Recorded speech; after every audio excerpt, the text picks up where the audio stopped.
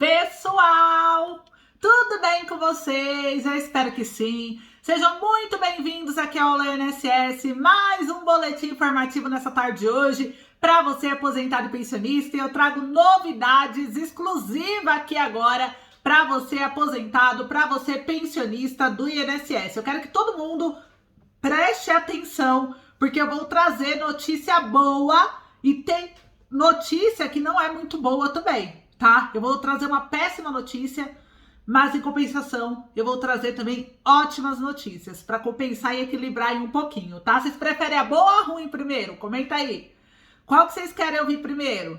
Mas o bom, pessoal, é que no geral vocês vão ter motivos aqui nesse vídeo hoje para comemorar, tá? A gente vai comemorar pagamento extra para aposentado agora em agosto, vamos comemorar decisão judicial favorável também, mas em compensação a gente teve aí uma resposta muito negativa em relação a uma luta que nós também estamos travando aqui junto com vocês. E eu vou trazer agora, inclusive vamos falar sobre decisão do STF, e eu peço que todos vocês fiquem até o final do vídeo, que esse é um dos vídeos mais importantes que eu tô trazendo aqui no canal, dentro desse mês de agosto, e nenhum aposentado ou pensionista deveria perder esse vídeo. Todo mundo precisa assistir, entender o que está acontecendo e o que vai ser modificado nos seus benefícios, na sua vida, nos seus direitos. Por isso, fica até o final, para você não se arrepender depois, dizer que eu não avisei. Quem é inscrito do canal do INSS e assiste os vídeos, nunca é pego de surpresa, sabe de tudo, participa dos movimentos, consegue ajudar a influenciar em decisões do Congresso, porque a gente está aqui numa luta.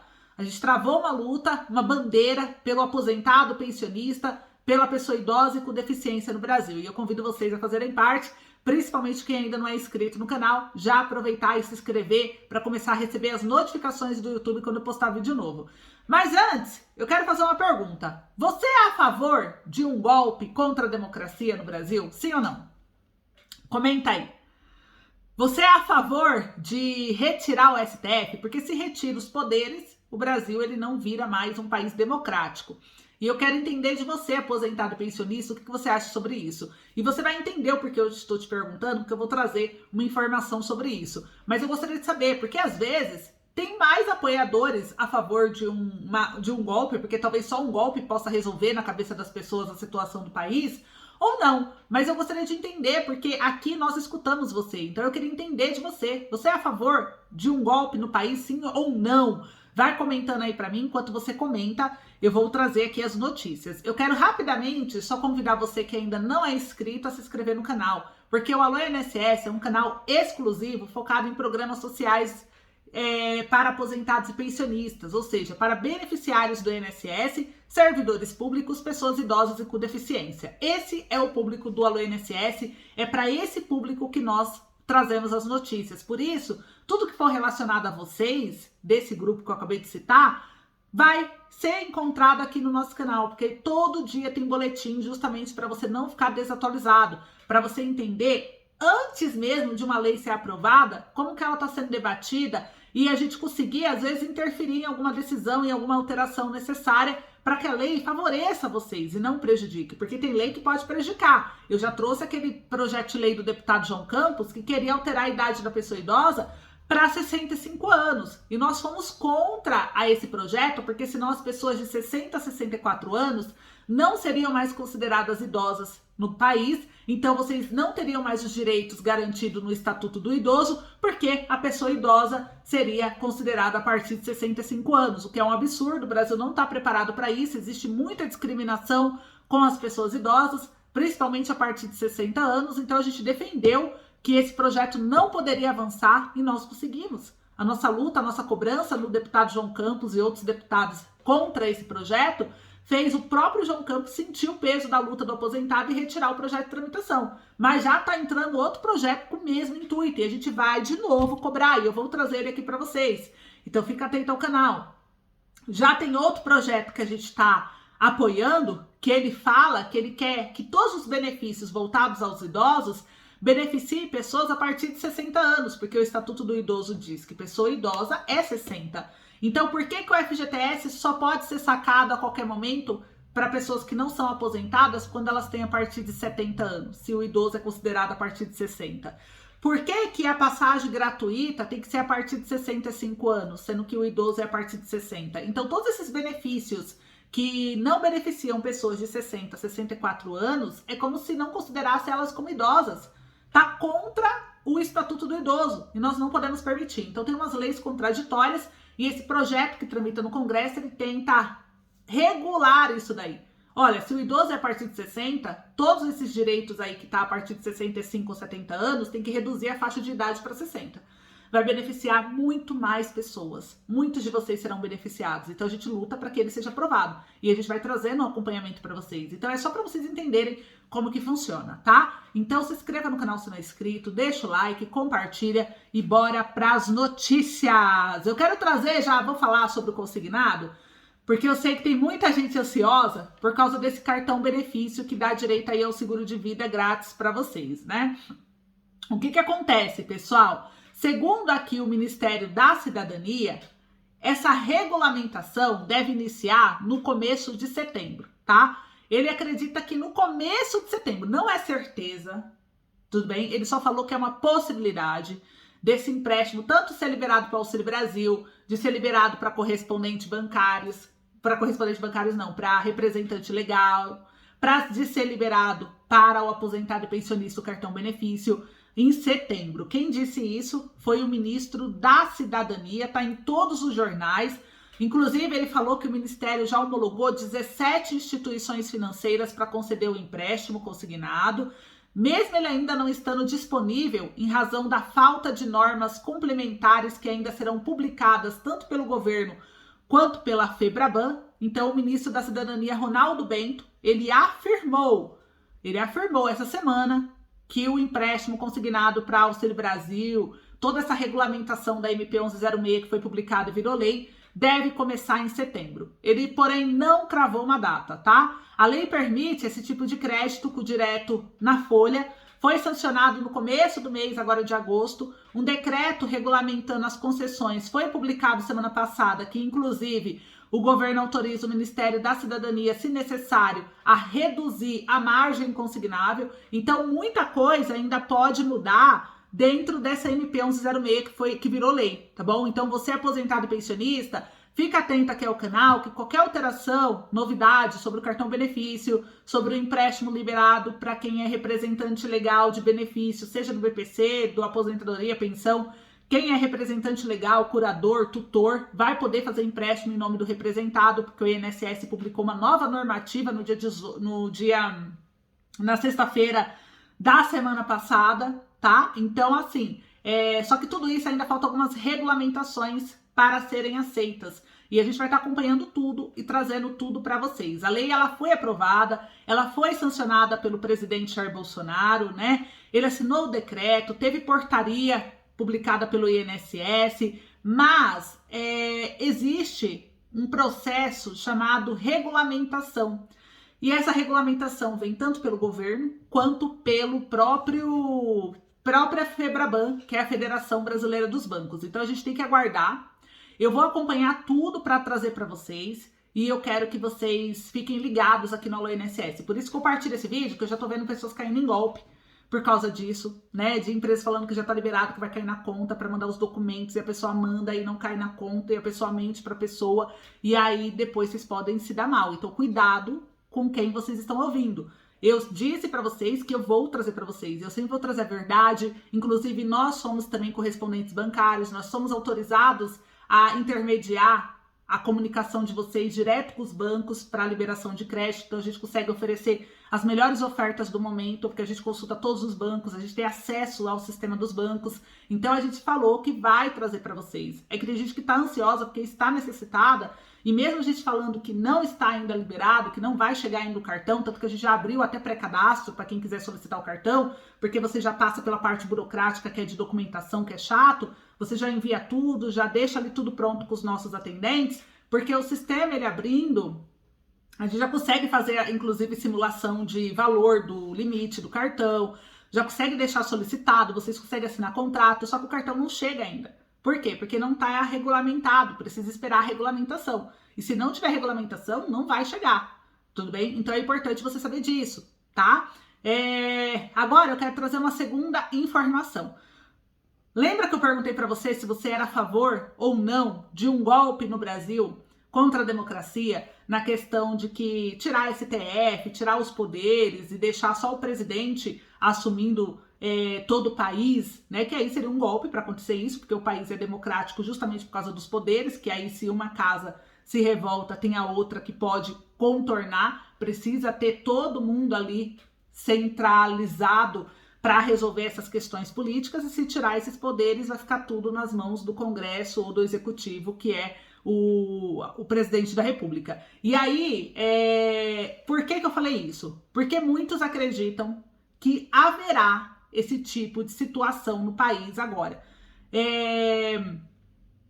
Muitos acusam o presidente Jair Bolsonaro a querer isso, por pregar contra o STF, por convocar pessoas ao 7 de setembro para fazer movimento, falando das linhas da Constituição, incentivando as pessoas a tirarem os poderes. E aí eu quero entender de vocês, o que vocês acham em relação a isso? O Rodrigo Pacheco, ele diz que qualquer ataque à democracia terá reação do Congresso. Mas você acha que o Congresso está comprado? Ou você acha que todos irão aceitar se haver? Qual que é a sua opinião, hein? Isso tá polêmico, ainda mais porque tá chegando as eleições, né? E eu queria entender muito a opinião do aposentado e do pensionista em relação a isso. Aliás, estamos falando do tipo de governança que o país terá, né? De regras que existem hoje e que podem deixar de existir da noite para o dia. Então eu queria entender qual é o sentimento de vocês em relação a isso, se vocês acreditam que isso é possível ou não, qual é a sua opinião sobre isso? Vai comentando. E agora eu vou trazer uma notícia quente e uma notícia que não foi boa. Presta atenção todo mundo. Piso enfermagem agora nesse ano 2022, uma decisão judicial, pessoal, autorizou o hospital a não realizar o reajuste, a não pagar o novo piso salarial. Eu vou trazer para vocês, está em vigor desde o dia 5 de agosto desse ano. O piso salarial da enfermagem ele vem sofrendo tentativas de derrubada. E eu quero saber se vocês são a favor ou não desse reajuste do piso das enfermagens, tá? O juiz da 17ª Vara Federal Civil de Minas Gerais, Pedro Pereira Pimenta, autorizou a Santa Casa de Misericórdia de Belo Horizonte, nessa semana, a não pagar o novo piso salarial de enfermagem e não ser punida por isso. As informações vieram direto do jornal Correio Brasiliense. Na decisão, o magistrado considera que o pagamento base de R$ 4.750 aos profissionais acarretaria em risco de prejuízo à prestação de serviço de saúde essencial à população e concede tutela antecipada para o bloqueio no valor de R$ 3.060.562,60, sucessivamente nas contas do Fundo Estadual de Saúde na Secretaria do Estado de Saúde de Minas Gerais, ou ainda nas contas mantidas pelo Tesouro do Estado de Minas Gerais, nas contas do Fundo Municipal de Saúde de Belo Horizonte. O valor corresponde à diferença encontrada entre os valores pagos em recursos humanos na Santa Casa, caso seja aplicado o novo piso. E em vigor desde o dia 5 de agosto desse ano, o piso salarial da enfermagem vem sofrendo tentativas de derrubada. A sanção do projeto de lei 2564 de 2020 é fruto da luta da categoria por melhores salários. No entanto, a Confederação Nacional de Saúde, que é a CN Saúde, e outras 7 entidades já pediram a suspensão da nova legislação ao STF, alegando que o pagamento é insustentável. Segundo a CN Saúde, a lei, ela não deixa claro quais serão as fontes de recursos que vão arcar com o reajuste. Olha que interessante, eles aprovaram o piso da enfermagem devido à pressão que os enfermeiros fizeram, que eles merecem, né, esse valor melhor, mas aprovou até o presidente da República sem mostrar as fontes da onde vai pagar. Ele falou, autorizou, mas sem falar da onde vem o dinheiro. O 14º salário que a gente veio lutando, não tem dinheiro para pagar. Já não deixaram nem avançar. Agora, o piso da enfermagem deixaram avançar, mesmo sem fonte de custeio, algo que foi ridículo, né? Porque tem que apresentar a fonte, tem que pagar os enfermeiros, tem que apresentar a fonte, porque olha o transtorno que os enfermeiros estão passando. É um absurdo, é um descaso com os profissionais de saúde, né? E aí, esse aumento, pessoal, ele poderá, segundo a CN Saúde, ser repassado ao consumidor nos planos de saúde, ocasionando uma alta de mais de 12% na mensalidade. De acordo com o blog do jornal aqui que a gente está assistindo, a justificativa é de que a alta no orçamento ela implique na diminuição da capacidade de atendimento dos pacientes, e especialmente entre famílias que precisam de assistência domiciliar, que é o home care. Segundo as entidades, a medida também pode dificultar a manutenção de hospitais filantrópicos. E o grupo diz que o Congresso Nacional e o presidente da República ignoraram as pesadas consequências para a população brasileira da lei sancionada. Então tá aí uma notícia ruim, mas a gente está vendo decisão judicial autorizando, né, o enfermeiro a não receber esse aumento. Eu quero saber o que vocês acharam sobre isso. Vão comentando aí para mim. Enquanto vocês comentam, eu vou trazer uma outra notícia. O STF tá com um novo processo, hein, pessoal? Olha só, começou o julgamento no STF, presta atenção todo mundo, no Supremo Tribunal Federal. Com 6 votos, o STF ainda não tem consenso sobre a aplicação da nova lei de improbidade administrativa. Ministros apresentaram votos divergentes. O julgamento vai decidir se as regras sancionadas em 2021 podem beneficiar condenados pela lei antiga. A análise foi retomada agora com o Supremo Tribunal. O que aconteceu, né? Só para vocês entenderem. Teve início o julgamento no dia 3. No último dia 3, o relator, ministro Alexandre de Moraes, ele voltou contra aplicar a nova lei a processos encerrados. Até agora, né, os 6 ministros apresentaram votos divergentes sobre o tema e estão analisando essa nova tese. O STF ele analisa se a mudança na lei, que agora exige o dolo, que é a intenção do agente para configurar a improbidade, pode ser aplicado em casos que já tinham sido julgados com base na norma antiga. Porque agora no governo Bolsonaro, o que eles aprovaram? Que se o político cometeu uma corrupção, um crime contra o público, né? Sobre o dinheiro público, se ele falar que ele não teve intenção de fazer isso, ele vai ser absolvido. Ou seja, facilita a corrupção no país.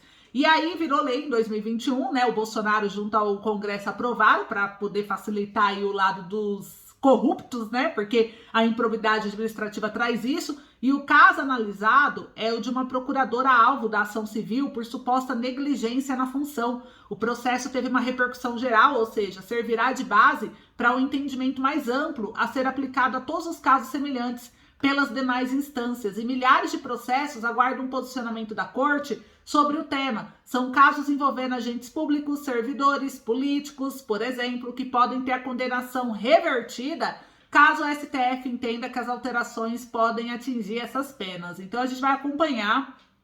O Alexandre de Moraes, ele é o relator, né? E o Moraes, ele apresentou um voto contra a possibilidade de aplicar a lei em casos já concluídos, né? Porque muita gente foi condenada antes da lei por corrupção, enfim. Então ele teria que cancelar todos esses casos se a lei for aplicada. Ou se ela vai ser aplicada só de casos a partir do momento que ela virou lei. Então tá aí essa decisão, tá pegando fogo. E eu quero saber, você apoia a lei da improbidade administrativa? De o político não ser preso se ele falar que não tem a intenção, que não teve a intenção de roubar, mesmo sendo comprovado que ele roubou? Qual que é a sua opinião sobre isso, hein? Vai comentando aí pra mim. Enquanto vocês comentam, uma decisão foi favorável também aos profissionais aí de saúde, tá? Mas que tá tendo esse problema em questão ao piso, o STF ele decidiu que profissionais de saúde vítimas da Covid-19 devem ser indenizados. Então a corte ela rejeitou por unanimidade a ação de inconstitucionalidade que foi movida pelo governo contra a lei. O governo disse que era inconstitucional ter que indenizar as vítimas da área de saúde porque elas ficaram com sequelas de Covid. Olha o absurdo, né?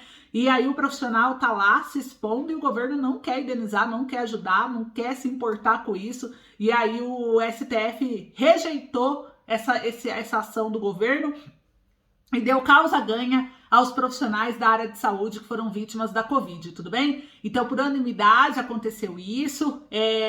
Agora assegura o pagamento de uma compensação financeira aos profissionais de enfermagem permanentemente incapacitados pela Covid-19 ou aos seus familiares e dependentes em caso de morte decorrente da infecção pelo novo coronavírus.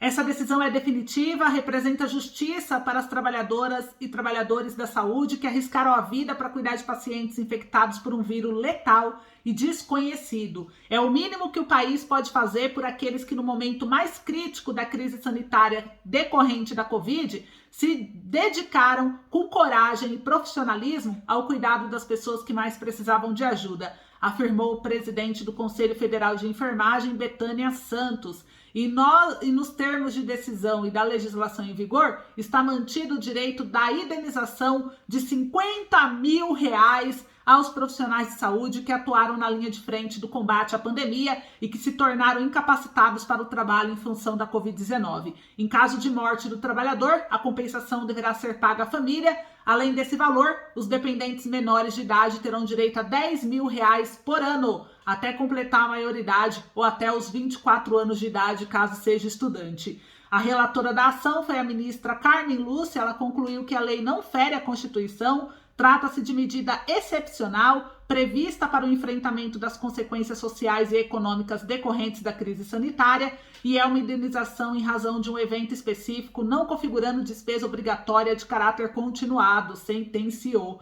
O entendimento foi acompanhado pelos ministros Alexandre de Moraes, Gilmar Mendes, Dias Toffoli, Ricardo Lewandowski, Luiz Fux, Nunes Marques, Luiz Roberto Barroso, Rosa Weber e André Mendonça. O legislador criou indenização devida aos profissionais da saúde ou seus familiares em caso de óbito que se exaure em apenas uma prestação, ou seja, não se trata de um benefício previdenciário e tampouco de despesa que se prolonga no tempo, pontuou Gilmar Mendes. O olhar do julgador deve voltar-se à peculiaridade da atuação dos profissionais e trabalhadores de saúde no contexto da pandemia. Por isso, entendo que a legislação atacada levou em consideração a complexidade do surto e as atribuições exercidas pelos agentes de saúde para a aferição da compensação financeira, completou Ricardo Lewandowski. Então tá aí, a concessão da indenização para os profissionais permanentemente incapacitados estará sujeita à avaliação da perícia médica realizada por servidores integrantes da carreira de perito médico federal e será devida mesmo se a incapacidade ou morte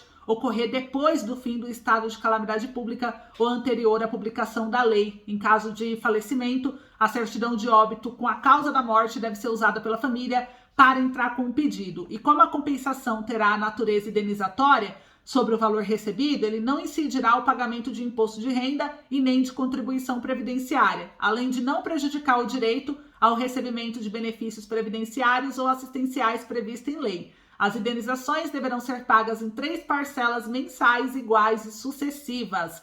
Então tá aí, pessoal, uma decisão pelo menos a favor do povo, dos profissionais que trabalharam, né, e arriscaram a sua vida. E agora eu quero trazer aqui mais uma notícia, que é a dúvida de um inscrito do canal, que é a Maria Marciano. Ela perguntou o seguinte: ela recebe de salário R$113. Ela quer saber se ela pode receber o Auxílio Brasil e a aposentadoria por tempo de contribuição. Vamos lá, Maria, ficou confuso a sua pergunta. Você falou que recebe R$113, isso é o quê? Renda mensal per capita?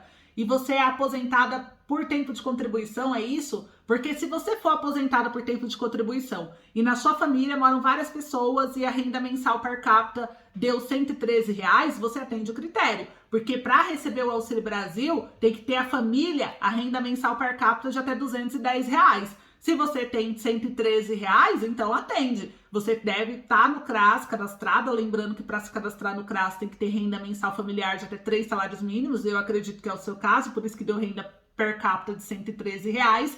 E aí você solicita, fala que você quer entrar no Auxílio Brasil, a sua família, porque não é você, é a sua família. O benefício é familiar, não é individual. Então, mesmo você ser aposentada por tempo de contribuição, a sua família consegue ter o Auxílio Brasil. Tanto que várias famílias que têm aposentados, pensionistas e até BPC Loas possuem aí o Auxílio Brasil, tudo bem? E até Vale Gás, tudo bem?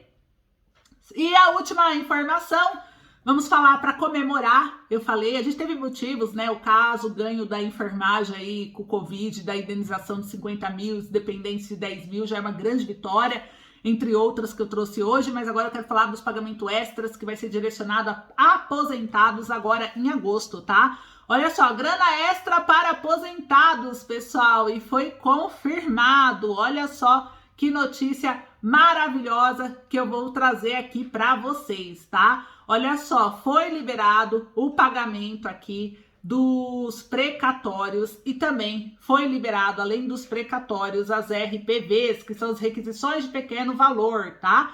Então, o INSS começou aí a pagar os atrasados. Eu fiquei bem feliz com essa informação, porque agora, pessoal, o INSS paga atrasados para segurados com 10 anos de contribuição.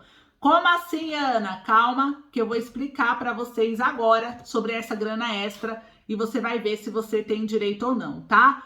A Justiça, ela liberou o pagamento de 1,5 milhão de reais em salários atrasados do INSS. O montante é proveniente de dívidas previdenciárias e assistenciais, como revisões de aposentadorias, pensões e outros benefícios concedidos pela autarquia. Ao todo, os atrasados do INSS somam mais de 77 mil processos vinculados a quase 100 mil beneficiários. Essas ações protocoladas contra o governo federal foram julgadas no mês de junho, logo já não cabem mais recurso. Entretanto, os pagamentos serão liberados agora nesse mês de agosto e o valor devido foi repassado pelo Conselho da Justiça Federal aos tribunais regionais federais de cada região, que então efetuam os pagamentos aos segurados do INSS. E na oportunidade, o TRF2, que é responsável pelo estado do Rio de Janeiro e Espírito Santo, ponderou que a praxe é que o dinheiro seja depositado no mês seguinte ao da liberação, que seria julho, e esteja disponível para saque a partir do 5º dia útil do mês subsequente ao do depósito, que é agosto. Então, desde o dia do 5º dia útil, você que entrou com ação judicial pelo TRF2, você que é do estado do Rio de Janeiro ou Espírito Santo e ganhou a causa, o juiz deu a ordem de pagamento em junho, já está liberado desde o 5º dia útil no TRF para você sacar, tá bom?